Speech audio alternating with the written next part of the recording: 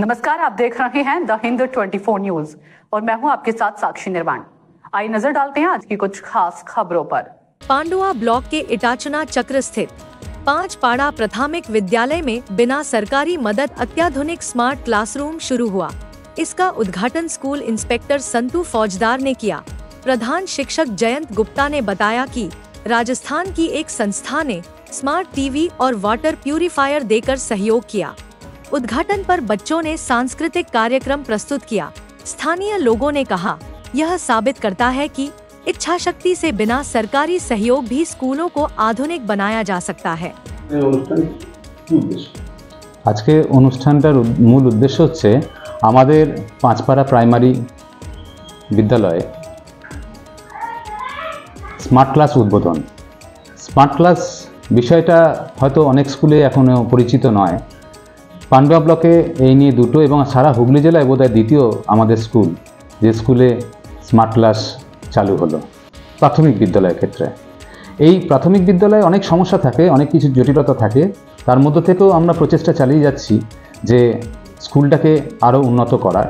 তার মধ্যে প্রধান একটা ব্যাপার ছিল যে একটা চ্যালেঞ্জ ছিল যে স্কুলটাকে আরও ভালো কী করে করা যায়, কারণ ল্যাক অফ ফান্ড এটা একটা বড় ফ্যাক্টর।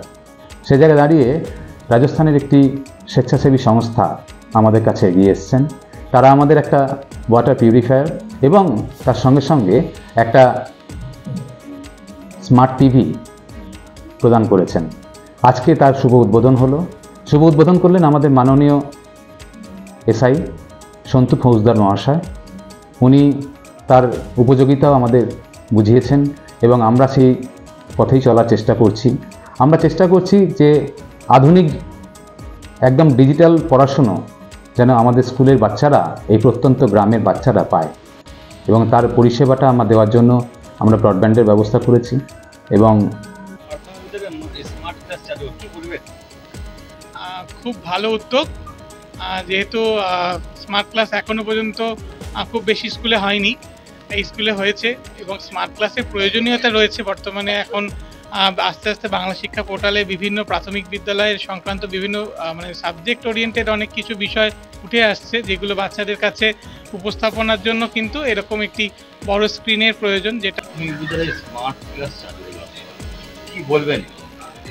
এখন শিক্ষার জগতে উন্নতি এই সমস্ত প্রযুক্তি চাই, এগুলো প্রয়োজন আছে শিক্ষার ক্ষেত্রে। যে স্কুলে যে এটা এসেছে, देखते रहिए द हिंद 24 न्यूज।